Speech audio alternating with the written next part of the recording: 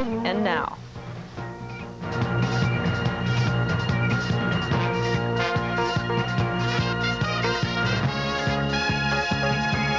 Clear spring morning that day 1 year ago. At Spirit Lake, the ashen peak of Mount St. Helens was reflected in the calm blue water. Suddenly, the tranquility was shattered as the fury of a pent-up volcano exploded.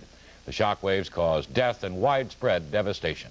Steve Williams remembers. Green symmetrical cone named Mount St. Helens stirred back to life on March 20th when it rumbled with a minor earthquake.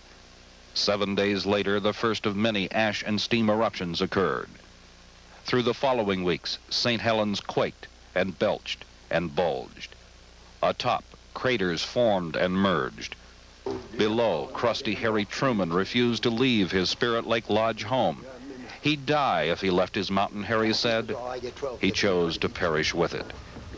Sunday, May 18th, 8:32 a.m., seismographs recorded an earthquake registering 4.9 on the Richter scale.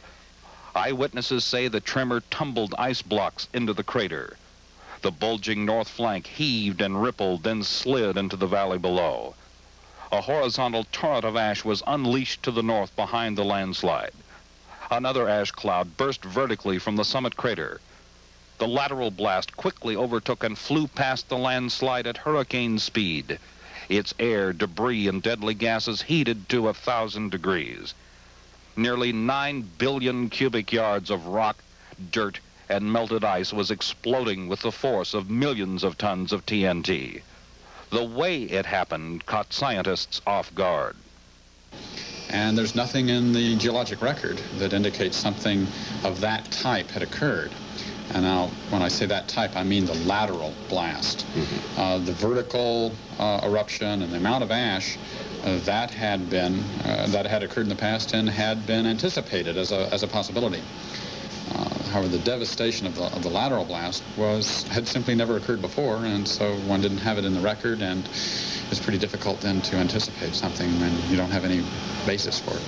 The ash plume spewed all that Sunday to heights exceeding 10 miles. It drifted east, dumping as much as 4 inches of ash. Yakima, Moses Lake, Ritzville, Spokane, northern Idaho, in all, 500,000 square miles were dusted. The ash cloud eventually went clear around the world. In southwest Washington, the horror was different. A wall of mud and water pushed down the Toutle River forks, boiling water surging with thousands of logs. Bridges snapped and crumpled. Houses were torn from foundations. Roads disappeared. Military rescuers tirelessly helicoptered in search of survivors. Risking their own lives, they plucked to safety scores of those lucky enough to have withstood the ash, heat, and flooding. Some 60 were not so fortunate. 34 bodies have been recovered. 26 are still missing. Surveying the destruction was not an experience easily related by words. The eerie pictures told the story. 150 square miles of flattened timber. Tens of thousands of animals, birds, and fish killed.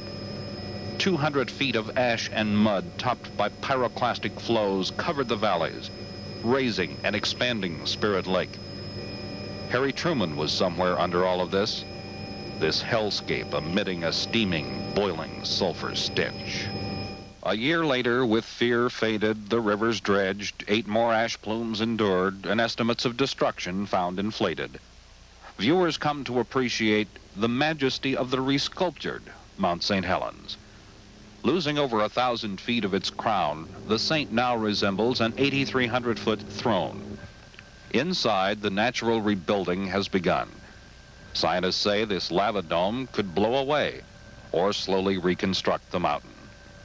St. Helens most likely will continue erupting periodically into the 21st century. But seismologists now think they've figured out how to predict them. Meanwhile, elementary life, like moss, is returning to the plain of pumice at the foot of the volcano. It's a lesson that the bountiful lushness of this part of Earth grew out of the volcanic debris expelled from the